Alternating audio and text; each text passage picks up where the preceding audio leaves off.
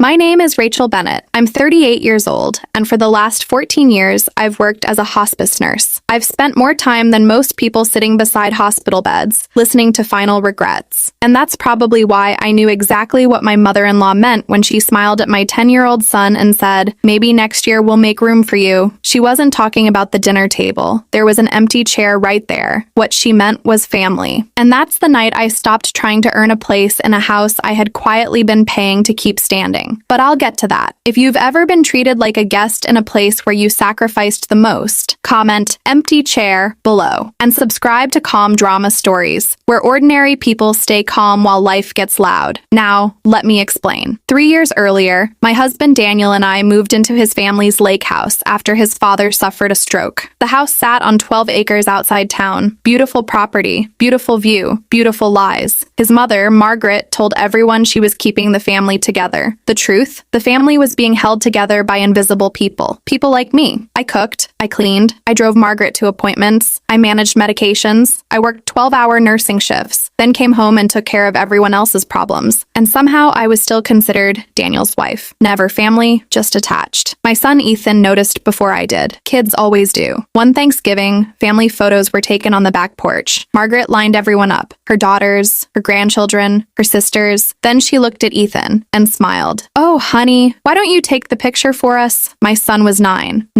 and standing there holding the camera while everyone else smiled for a portrait that would later hang over the fireplace. I remember looking at Daniel, waiting, expecting anything, a word, a protest, a backbone. Instead, he adjusted his tie and smiled for the photo. That's when something inside me shifted. Not broke, shifted. There's a difference. Broken things collapse. Shifted things move. Over the next year, I started noticing details. Nurses notice details. That's our job. The electric bill addressed to someone else. Property tax notices arriving unopened. Final warning letters tucked under magazines. The numbers weren't making sense. One night after work, I found a foreclosure notice folded inside a kitchen drawer. I thought it had to be a mistake. It wasn't. The lake house wasn't paid off. Not even close. Margaret's late husband had secretly refinanced it twice before he died. The debt was massive. The payments were overdue. The family didn't know. At least most of them didn't. Daniel knew, and he'd been trying to hide it. When I confronted him, he cried. Actually cried. Said he didn't know what to do. Said losing the house would destroy his mother, destroy family traditions, destroy memories. I listened quietly. Then I asked one question. How much? The answer made my stomach drop. $123,000. Now here's the thing. For years, I'd been saving. Extra shifts, weekend shifts, holiday shifts. Every birthday I worked, every Christmas Eve I missed. Every sacrifice had gone into savings. Not because I was rich, because I was scared